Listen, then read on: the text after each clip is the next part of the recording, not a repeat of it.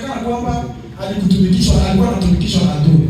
Yeye naye leo hivi yako ndoro anafungwa kule. Alors ile yote vitu iko vipi? Combat iko nguvu. Sababu adui tulipata message. Tulipata message ya chef de l'État. Chef de l'État anatuambia kwamba vita iko nguvu parce que mu vita unaweza combattre vita hata mu option tatu mbili. Unaona combattre vita militairement, unaweza combattre vita politiquement et diplomatiquement. Kwa diplomatie kule kwenye wako naenda, kukombattre vita kule.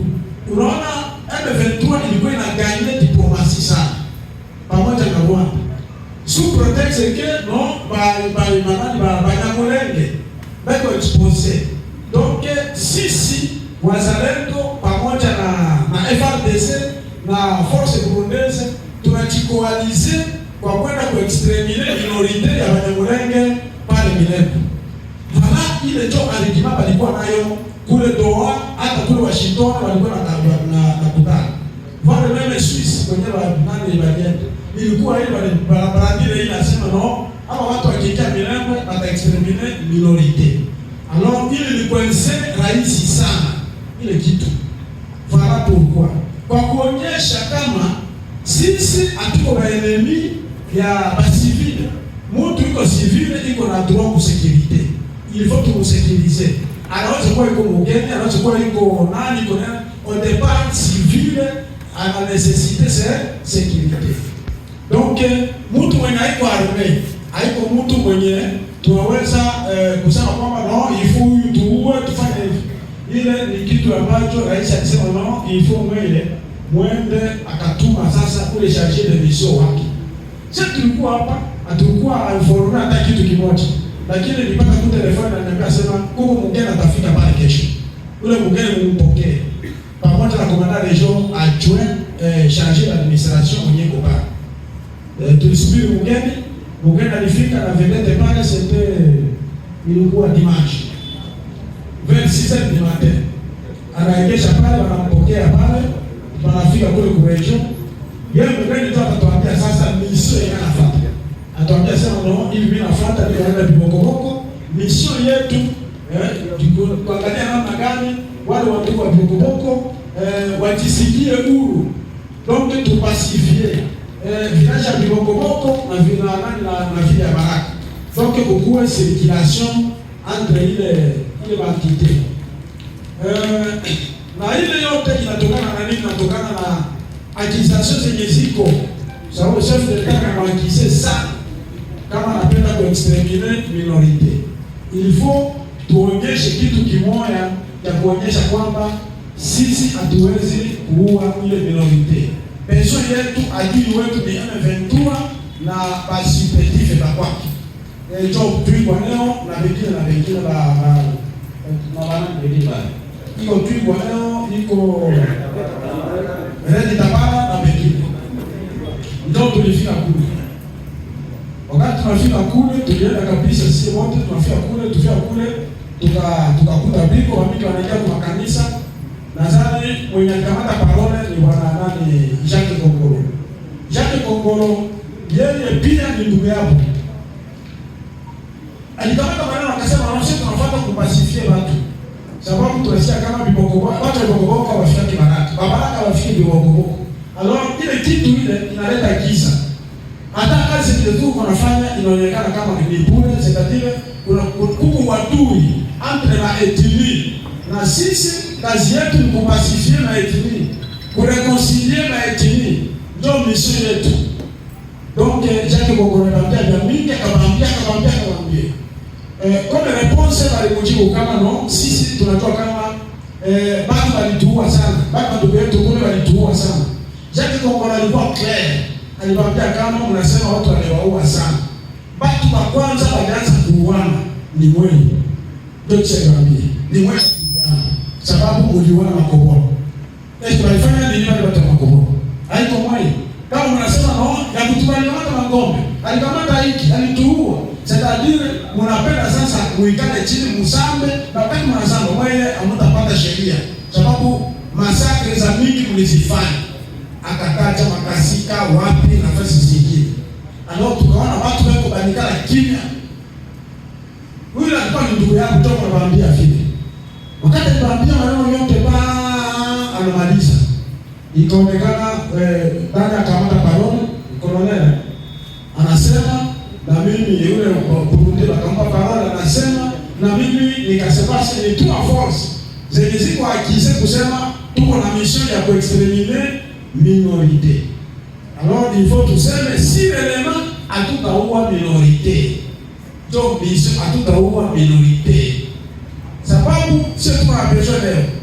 L'État ikamate contrôle ya eneo zote. Minembwe ingali contrôler na adui. Il faut tuingie Minembwe. Il faut tu contrôler Minembwe. Mais kule baba anasema na mkinja Minembwe mtaenda kuua watu. Il faut tuonyeshe kama tutaingia Minembwe na tutaua watu. Mais Minembwe ikuwe sous contrôle yetu. Parce que Minembwe ni nchi yetu. Est-ce que tuisha hapa Minembwe? Est-ce que tuisha hapa Bibokoboko? Est-ce que tulipa na kisasa sema kwa nini Bibokoboko? Est-ce que Bibokoboko haiko Kongo? Haiko Fisi? Haiko Mtambara? Ndio. Sasa hapo pale kule wanavua kama mashefu yetu wako kule chini. Wabibokoboko wanasema no, mashefu yetu ni kisasa pale chini. Ukina anasema mashefu wetu ni salama pale hapa wewe.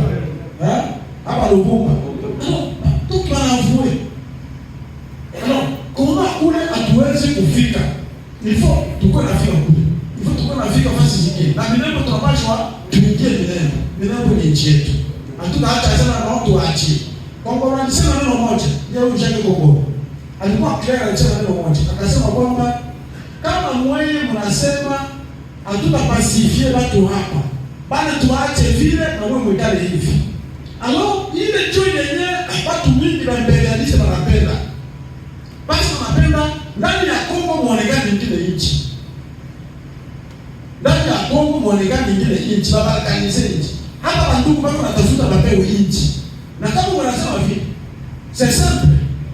Donc il y a une force yote ya force occidentale zote zitajimike pamoja, zitukomande hapa na zipapatie autonomie ya territoire yabo bajigere hapo peke. Donc c'est déjà une balkanisation itafanyika dans le haut et dans les moyens plateaux kufavere ya wale watu wenye kuwa kule. Kwa hiyo il faut tufanye nguvu pour que wale watu baanze kuwa gere hapa. Administrateur aanze kufika Minembwe, aanze kufika Bibokoboko, kila watu aanze kufika. Chef de secteur wa Mulenge aanze kufika Minembwe na gere Minembwe kama vile entité yake. Chef de groupement Kitongo agere Minembwe kama vile entité yake. Voilà.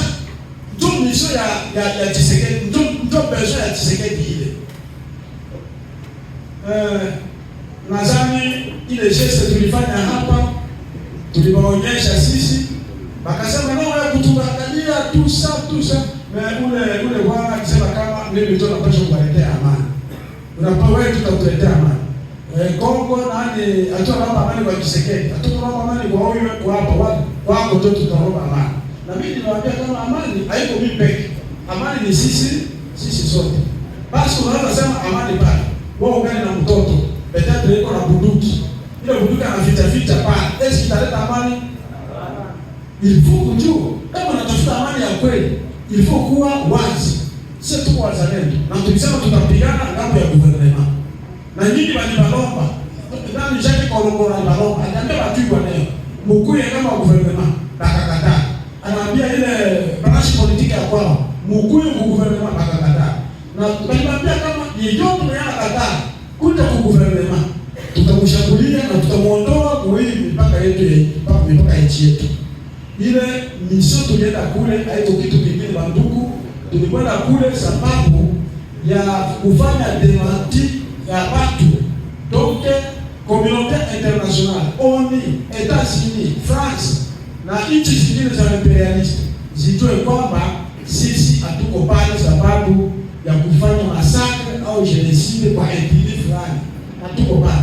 Mission yetu ni kufukuza adui mwenye atuagrese nchi yetu na adui mwenye anatafuta kubarakaniza nchi yetu. Ndio mission yetu. Ile nadhani ndio vile tulizungumza, ikakuwa sema no, il faut sasa tuangalie namna tutasensibiliser watu ngambo na ngambo. Il faut hapa kuingia sensibilisation, tuangalie kama watu wanaweza kuwa wanakuta kusoko hapa. basi ile kitu ndio inaonyesha kama si relevant hapa, hakuna uadui kati ya wale wenye kuwa pale na sisi wenye kuwa hapa, hakuna uadui. Ile akasema wakazungumza kila kitu, na baada ya kuzungumza sisi tukasema no, na sisi tutapima kuongea na Nigeria, watuambie mawazo yao ni nini na wanaweza kusema nini par ya hii mission yetu ya Kibokoboko. Alors ni ile tulipenda kujadiliana na nini. Je pense que c'est bref. Ile kama kunaanza kwa question ile tano sita ni répondre na mlipo wakati mimi nifanye nini niendelee. Asante sana na shukuru. Fanya mbili hapa mbili au totale tunakuwa na 6 questions. Tunaanza huko. Karibu baba. Unajitambulisha jina?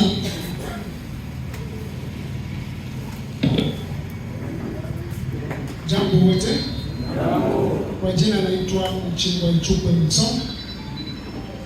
Nimeshukuru kwa maongezi ya mkubwa, restitution nzuri ambayo amefanya kwa ajili yetu, na katika masemi yake amesema ni lazima tutafute amani, tuonyeshe kama tuna nia ya amani, ili maakization yenye naenda nje yasiwe kama wanavyosema.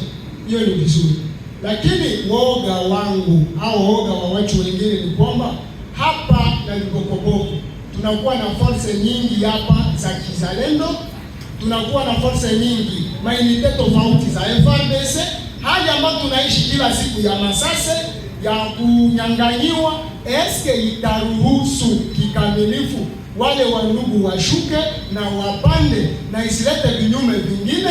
Kwa sababu gani? Katika hawa ambao tumekuwa nao kunakuwa wale ambao wanatumia silaha kinyume, si wazalendo, si FARDC, wanaopere mkaskete tu juu huko control niko severe. Je, wale watu hawatafanya uhalifu na inaenda wazalendo wamefanya? Na kama wazalendo wamebebewa hilo tena itakuwa nini? Ndio swali la pili. Wabendo wanasema asangelo mwani akiopele. Baba, s'il vous plaît, banda yote iko na question mbili. Amjambo Chelesi. Ndio mimi nafuata question yake. Sisi tumeelewa vizuri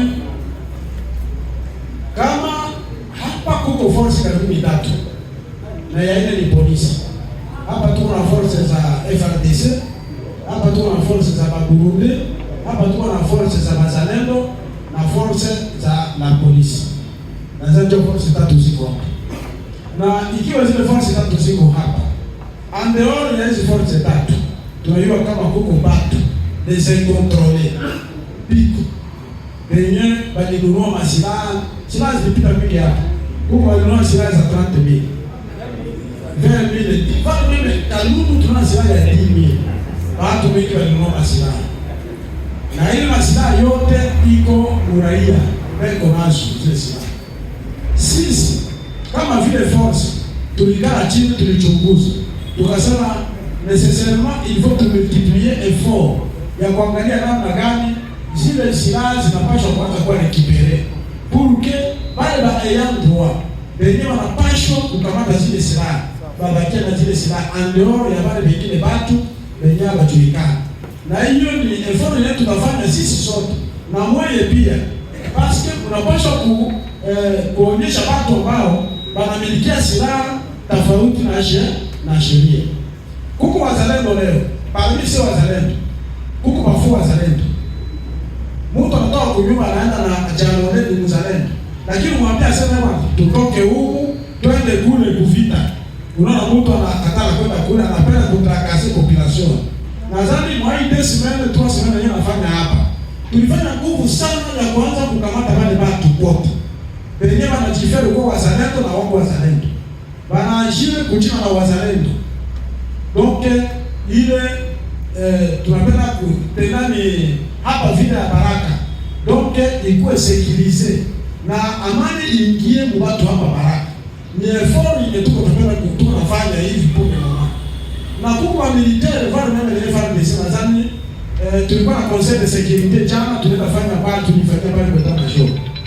Nadhani walikuwa pale waliona watu walikuwa wanafungwa pale na Bazalendo na FARDC bana ya maprizo pale. Wenyewe wanafanya mabavili, wenyewe wanafanya maescroquerie, wenyewe wana vitu vingi wanafanya. Ndio wanafungwa na watu wanakuwa transfere kwa auditora na wengine. Ile vitu iko nafanyika. Na wale wenyewe tu wanatafuta. Hatutasema kwamba hatutafanya programu ya amani sababu watu wengi wanamiliki silaha, wanaanza kufanya madega, aloni madega itaingia kwa kichwa chetu. No, kule mwenye atakamatiwa anafanya dega yake. Kama anakamatiwa bila kuangalia yeye. Sisi tunatoa kama silaha ziko mingi.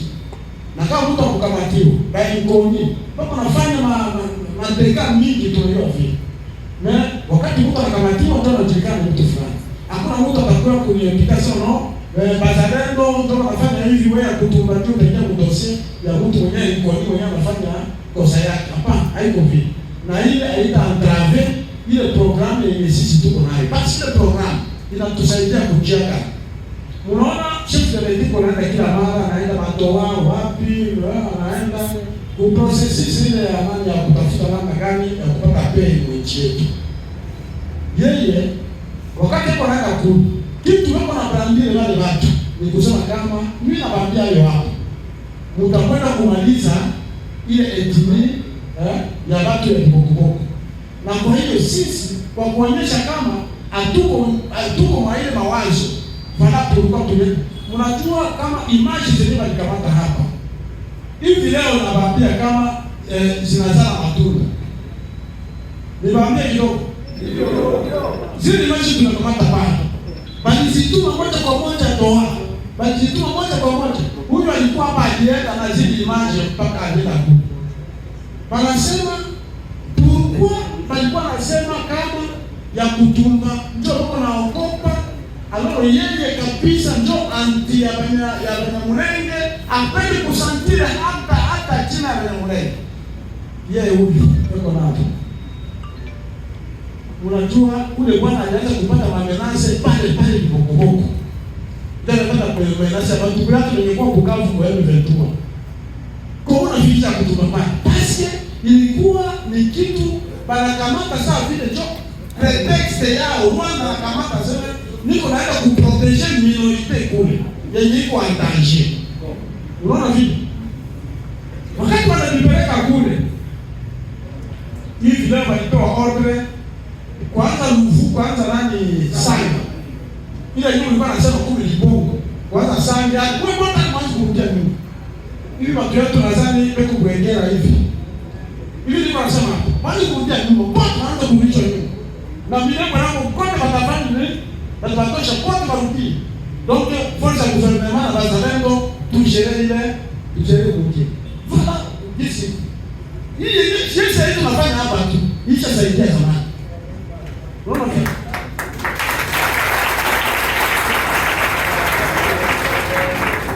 Alors, ile ni kidogo tu tunataka kusema. Tukichelewesha ile programu inakuwa vibaya. Sema kitu yetu tunasema jeunesse oye. Kitu yetu tunawaambia kwamba na hata Jacques Kongolo alikisema. Alisema kama la confiance n'exclut pas le contrôle. Msemaji wa sécurité ndio iko vile. Parmi nous hivi tuko hapa mingi watu hapa baraka. Naweza tulisikia kama watu wanafuko hapa. Ndio fulani iko hivi. Fulani iko kwa hapo. Fulani iko kwa hapo enemy. Bali tufuko wengine walipeleka wengine hivi na hivi. Na kule na wale watu wiko. Tusiwaze kama ile itaamani tunaachilia hivi tu tukose kuwa vraiment na control kwenye tunapata rigueur kwa kufanya pale security kwa nguvu baada ya renseignement wewe watu wa renseignement na vitu vingine mtu anafika kwanza anapaka basi mtu atatoka kule atapaka kwa mtu tu hapa hata ikana mkiweza akabuku atalala kwa mtu hapa na unajua kama mtu anakuja analala kwako unapaswa kumchunguza yule mtu unaenda wapi unakuja aje hivi na hivi unaangalia mtu unaangalia il faut sécurité kuwe nguvu sana sibatangai na huku mmoja tuko patu Mkongo hata wapi hata magari tunatoka Bukavu na shuku naenda hivi il faut sécurité kuwe nguvu tufanye security nchi yetu, tunaanza kushtuka nyuma yetu, vita inalipuka kule. Na watu wanaanza kulialia tena. No. Sio mamoya tulichaka chikorea tulisema kama bora mtu kukufa barabara ya kuitwa leo unje kwa etranger kule unakuwa kule, nani unakimbia kule. Ni miliasho ya nguvu sana. Kufia kule wabesa alikimbia alitoroka nchi yake juu ya vita. Mara wanakuwa kule ni wanaume na sisi tu wanaume. Mara 10 majabu na wajaba barabara kuwa imejee kuncha kigeni kwa unakimbia sababu ya wanaume wenzako tu. Tulidecidé, tout est déterminé. Mimi niko nasema hapa kama watu ya kabila Joseph ananikamata, sina salimika. Na mimi nikipata watu yao nao napesha kubasiri sana.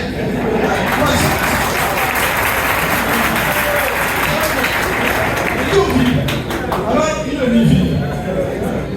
Sasa ndio wasema anakata nyumba fulani, anakata nyumba fulani. Sasa wale watu ile nyumba yenye wako nayo ndio wanalipisha wanabakisha watu ile mafranga tena inabanavengele kule. Wanafanya contribution kule ya kuuza madrone ya kutuangamiza tena sio huko. Hatunyang'anyi nyumba zao. Hatuna ziuzisha. Kama ni nyumba ya adui unakamata mnaidhibiti. Kama alikuwa anatia hotel ile franga aichukue na kufikia kule. Tunamfungia kwanza finance isikuwe na kufikia kule. Siku vita itaisha hakuya nyumba yake iko pale. Haita nafasi. Ile ndio vita. Sababu adui il faut kumkwense. Munja économiquement mukwense, politiquement mukwense, militairement mukwense. Ndio vile. Alors diplomatiquement mukwense kisi nani wanachisekedi anabakwense leo hapa. Kwa hiyo ndio vile na kusema. Kwa hiyo ile alisema sema mama anaweza kuuawa hapa, sio kama anauawa hapa. Na yeye kama anakuja na wao hapa, sio problem.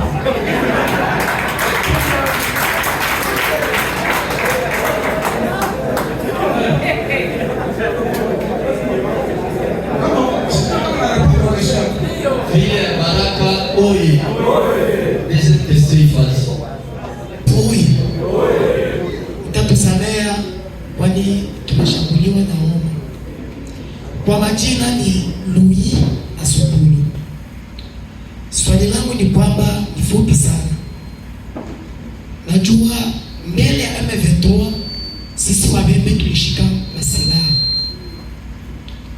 Na tunasikia wanasema kama tunashika silaha kwa ajili ya kupiganisha M23 isibalkanize nchi yetu.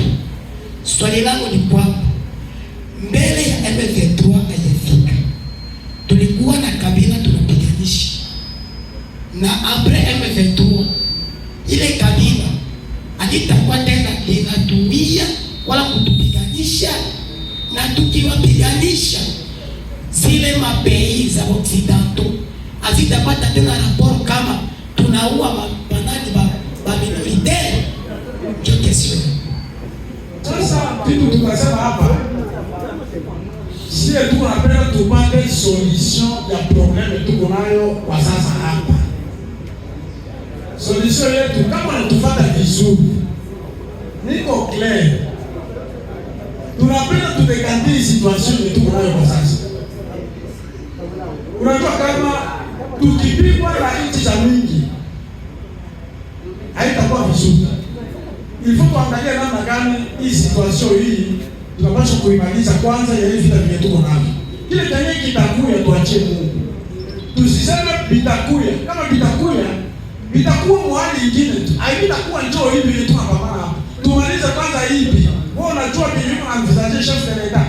Bibi kuna envisager tu sécurité ya ISP. Hapa envisager vitu vingi sana juu ya kutia kibambazi kubwa entre Rwanda na Congo. Kama regime ya Kagame itaendelea, anapenda teki kibambazi kikubwa mbaya. Kuna vitu vingi vyenye siwezi sema hapa kuhusu kusekirize este ya Congo. Mambo iko mingi. Vingine vitu mnatufuata kunyumba tunazungumza na nyinyi.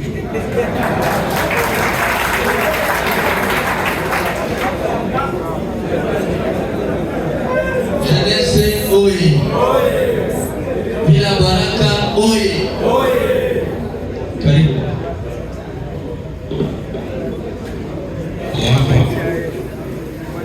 Na vile huko hapa tutaprofite tuongee kiongozi wetu. paske tunakupenda sana na unapenda raia sana. Niko na question moja, iko na sous question. Ni question moja mais iko na sous question. Sous question ndo ndaanza nayo. Jina ni Flori Manase. Sous question naanza nayo ni kwamba mzee, tuko naona masorti mediatique zako sana. Question yangu ya sous question ni kwamba masorti mediatique zako, vita ikiisha, uko na conviction gani politique wala utaendelea kuwa militaire? Question ya pili, ile deuxième, ile ni question moja, iko na sous question mbili. Wakati vague ya M23 ilikuya huku, le deuxième citoyen wa province excellence Jean-Jacques Lacano, que je respecte, alikuwa hapo akasema na wajournaliste, aseme adui iko pale yulu. Donc baadui ni wale wenye wiko pale yulu. Leo mzee unatuambia yenda juu ya pacification. Kuko coherence gani entre benye vice gouverneur alisema na benye unasema sai? Asante. Janasi oi. Unaniuliza kama mimi nitafanya politiki wala nitaendelea na wewe. Mimi niko mwanajeshi. Unasikia ndugu? Niko mwanajeshi. Nadhani nilikuwa hapa Baraka, niko komanda batayo hapa. Nilisherehekea hii vita ya Baraka, niko komanda batayo hapa. Na mpaka vile wenyewe walienda, sisi tukakataa kwenda kutumika na regime iliyopita. Tukaenda kupori. Na kuonekana kwetu njoo hivi. Sisi tuko wasoda na tunaendelea na kisoda. Via mtu Mungu tu anajua kule mbele. Ya kule mbele tuachie Mungu ndugu yako. Unasikia vile?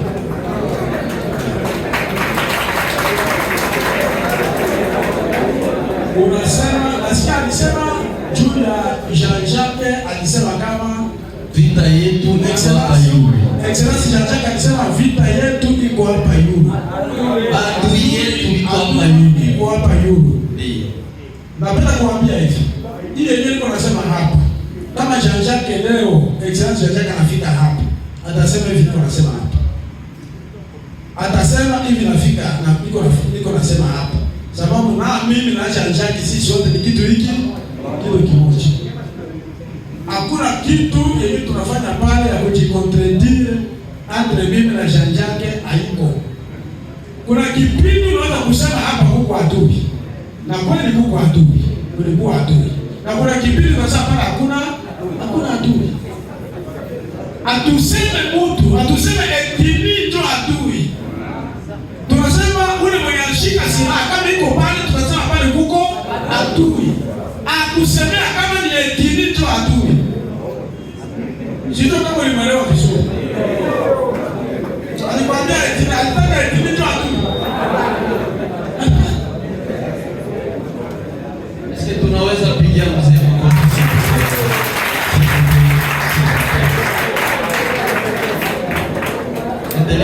Kama leo mimi naenda kama naenda kutaka upangie pale. Kama nataka upangie pale. Tunasema huko adui. Hakuna. Bana naomba niteke upangie pale. Ya bazalendo. Yeye ni chunge pale. Ni mubaya ni vizuri. Kwa kuna sasa ni mzuri na sio sababu. Lakini wengine wanasema hapana. Ukipeleka watu kule Zanzibar unaungana.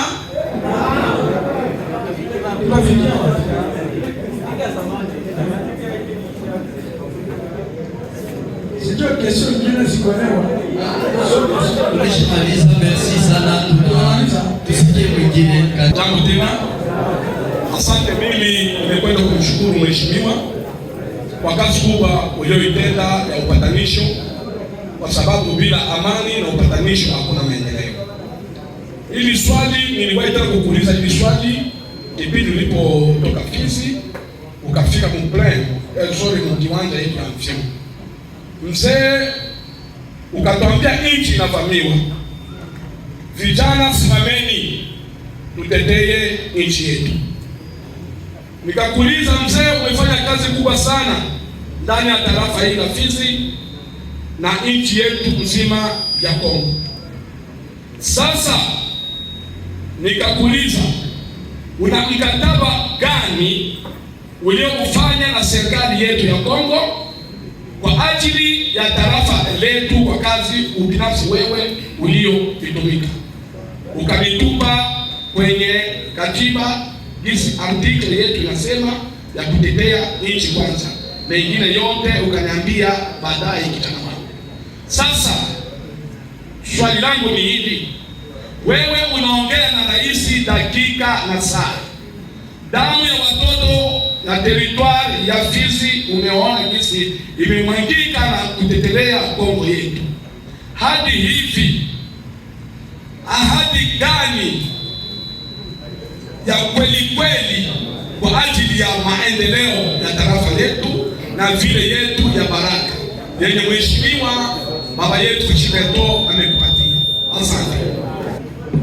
Ulinipoze question pa ya makoro tunafanya na gouvernement au na regime ya son excellence Antoine Tshisekedi.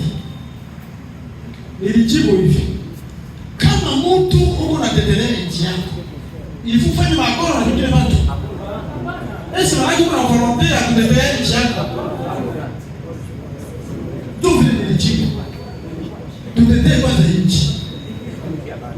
Kama mtu anakufa, kama mimi naweza kufa leo, naweza kufa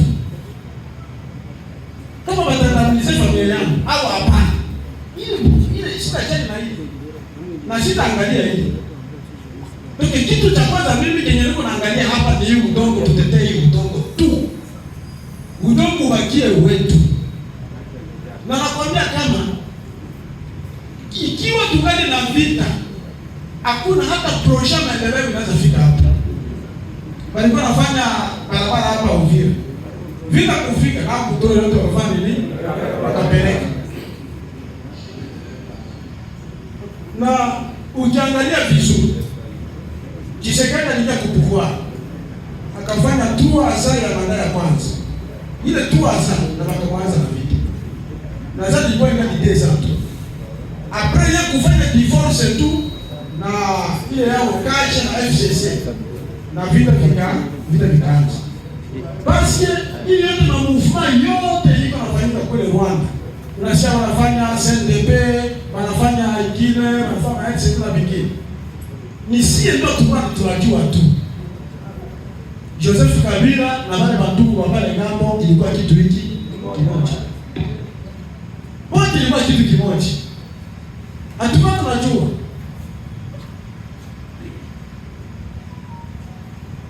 Politiki ni kitu cha ajabu. Yeye anawaambia wewe ufabrike rebellion kule. Ile rebellion ilikuwa na kazi, ilikuwa na maana yake. Bana fabrike rebellion kule. Ile rebellion inakuja na atakina kuja na taingia. Hata kama masoda yetu ya FARDC wanatafuta kuatake ile kwa nguvu sana. Unaona wanamwambia hota. Tufanye negotiation. Na negotiation wanataka kufanya exigence zote zenye ile rebellion kasema ifua timize huko. Ndio ile ilikuwa politiki ya kufanya ilikuwa politiki ya kudeverser par officier rwandais wa armée congolaise. Donc banakamata ba officier rwandais banakuja avec terme ya mixage tout ça, banachanga watu wanawaingiza huko. Ile ilikuwa ya kutafuta kuinonde armée yetu ijae bageni. Ndio ile politiki ilikuwa pale, alikuwa nayo. Un jour walipaswa kufika kusomea etat major general. Un jour kama tungeendelea na ile regime. Na hata ile alikuwa basi yeye alikuwa na jatandre kama ile pouvoir wakati yeye anakamata no peut-être après 5 ans yeye atarevenir tena ku pouvoir. Basi akasema adieu, mais atasema nini? À bientôt. Et c'est à bientôt. C'est-à-dire que qui doit prévenir tena ku pouvoir. Sasa rais anaprouver le contraire. Ndio hai. anafaa kupata divorce ya FCC cash. Kule watu maakoro ulikuwa makongazi ulikuwa pale wote wanafanya nini? Unaanguka na maji. Vitu vilikuwa mingi. Ndio vilikuwa nchi yetu ilikuwa chakuwa inaandaliwa de jour au jour, c'est-à-dire infiltration ilikuwa ya mingi sana. Namu armée, namu politique, namu renseignement. Palikuwa balisha jana watu. Infiltre kuinani. Kwanza tumusifu sana nani Rais Tshisekedi. Kwa kutepuronia ndio walikuwa wameshajenga hivi. Sio jambo rahisi. Na ndio maana hata ma projet de développement kama hivi unasema pana. Kama ni shule basi budget yote alikuwa anapeleka kwa defense. Basi aliona mawazo ya ule ndugu ni mawazo kumtia tena kupuvua. Budget yote ilienda kwa defense. Tukiingia economically nchi yetu tutaingia kwa mingi, tunaanza sema kwa mingi kule. Lakini hatutaingia kule. Na ikiwa nchi yetu hivi ajira yenyewe iko nayo, kama tunareishia kutosha watu na kuwapeleka andeo ya frontiere zetu, tuko na espoir kama huko projet de développement zenye yeye anapanga kufanya nchi na zitafanyika na watu wataona na macho. Sitasema kwa nafasi yake, lakini najua kama anaanza kufanya vitu vingi sana nchi yetu. Kama unasema juu ya kanto fulani anaweza kutupatia sisi, sababu tulifanya vita, il faut aturecompenser. Sisi hatusimamia kurecompenser, il faut d'abord tutoshe ennemi. Recompense itakuwa nyuma. Tunajua kama ataturecompenser, tunajua vile. Lakini si leo ya kusema adui yatoka mwinchi tuanze kulomba ma recompense ya kazi yetu tunafanya. Hapana, tulitetea ni nchi yetu tu. Hiyo ndio napenda kuambia ndugu yangu. Asante sana. Sasa pigia anayeongea ni Tunda Maisha Fred, kiongozi wa shirika la raia Force Vive jiji la Baraka. Mzee, sisi tunashukuru sana kwa sababu sio kila leader wanaweza pata courage ukufizi kuitisha watu na kuambia hii ambayo unatuambia. Na ndio kwa sababu watu wengi wako naingia yale ambao wanasikia kuanamuka wakwenda kubomba na wakwenda kushamba. Lakini kama tumekutana hapa, haimaanishi hii umati imekosa kazi ya kufanya kule, ni kwa sababu alijua nani ambaye ameitisha watu kuja kuambia. Mimi sina swali. Wabembe, Wafaransa, Biblia imemaliza zamani. Wabembe wazotuna nibo alinde abusuku aikiomonwa na ula mbele. Biblia inasema, Biblia mwingine kitabu 66 Mungu kitabu inaitwa Mambo ya Nyakati. Na Wafaransa wanasema chaque chose a son temps. Mzee alikuwa anakuwa mpoli, iko some, iko Kazimia, iko wapi hapa na pale. Leo mzee anakuwa anatembea barabara, tunakuwa naye msale polivalent, na mzee anatuambia yale ambaye ameona kule mbele. Mimi siwazie kabisa kama tunaweza enda na tafuta, na mzee amesema tutamhudumia kwa sababu iko na maelijanse zingine, na Wakatolika wanaimba wimbo mwenye masikio sikia.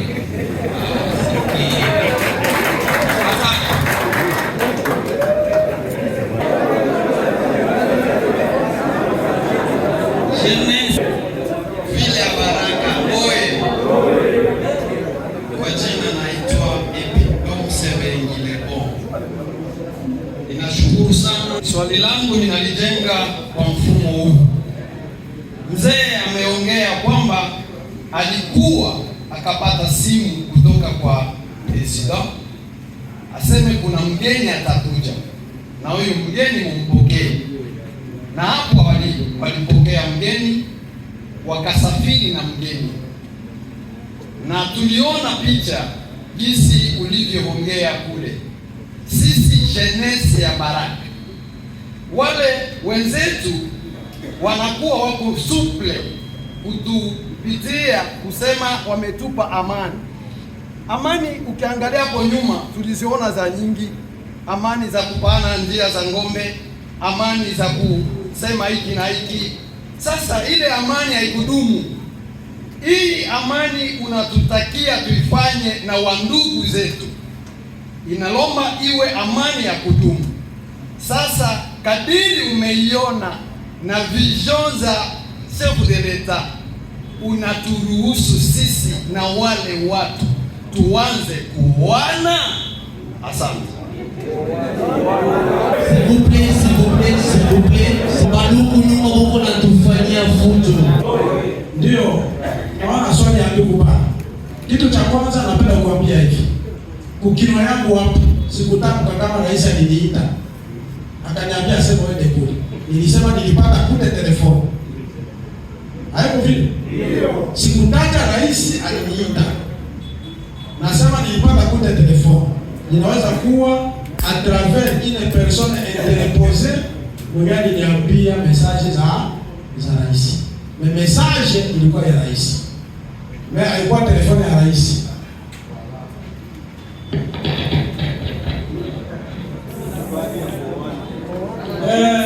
Unasema kila kuona. Wandugu, kuko makesho zingine tunaanza kujiripota, zingine tutaripota. Basi kuoana ni volonté ya mtu peke yake. Na kuchagua ni chagua huyu au ni sio huyu.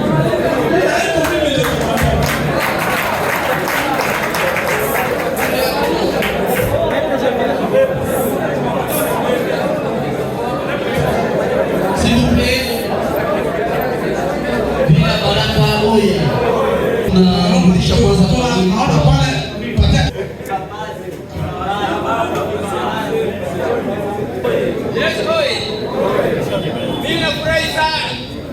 Mimi nafurahi sana.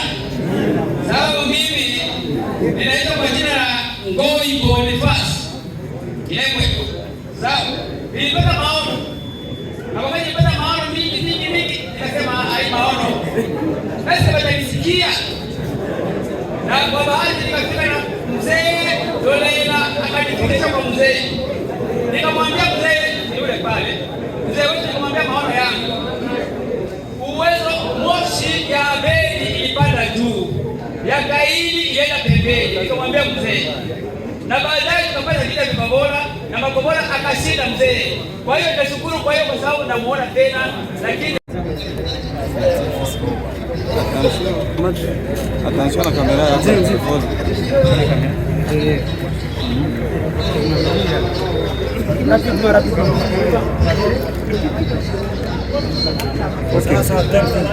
Kamanda Amuri William Yakuba, kiongozi wa vikosi vya wazalendo katika mkoa huu wa Kivu Kusini. Jambo. Leo unapatikana katika mji wa Baraka na kukutana na baadhi ya raia wa eneo tofauti, labda malengo yako ilikuwa nini zaidi? Sio yeye atamwambia kwamba siku nyingi hapa vile ya Baraka ni vile yangu, na niko siku mingi sana siongee na raia, siongee na jeunesse, na niliona nipate muda huu wa kuongea na jeunesse mambo mbalimbali kuhusu nchi yetu, na zaidi nilipenda pia niwaongeleshe kuhusu mambo ya vibokoboko, sababu tunashutumiwa mengi kusema watu ndio vibokoboko tusafishe. Nilipenda niwaonyeshe faida ya sisi ile njoo nilipenda kuonyesha. Labda faida gani ambayo unaweza kuonesha kwa wewe kuweza kufika katika maeneo ya vibokoboko? Nilipenda kuonyesha kwamba tunao vibokoboko, sababu tuangalie namna gani ya kujenga amani katika katika tarafa letu la kujenga amani kati ya vibokoboko na hapa Baraka, watu watembeleane. Ile ndio message nilipenda kuambia watu, kutafuta amani ya watu. Wandugu walikuwa kule yuru milimani, washuke hapa wakuja Leme soko, na wapo wafike pale wawatembelee pale. Siku zilizopita uliweza kuonesha bayana ya kwamba hakuna kabila Mnyamulenge katika eneo lote la nchi ya Jamhuri ya Kidemokrasia ya Kongo. Kuna kabila la Wanyarwanda. Leo ulikuwa pale, ulitembelea kabila gani? Wanyarwanda au Wanyamulenge? Nilitembelea watu wa Bokoboko, ndio nilitembelea hapa. Mimi siko juu ya kabila hapa, niko kwa ajili ya watu wote. Misio yetu ni raia ya Bokoboko itembelee hapa na raia ya hapa itembelee Bokoboko.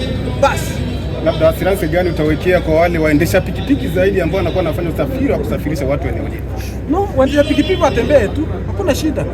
Wafike Bokoboko warudi, na Bokoboko watoke kule wakuje hapo warudi. Basi ujumbe wako wa mwisho kwa raia na kusikiliza. Watu tutafuta amani sisi wote pamoja. Basi tunakushukuru. Asante.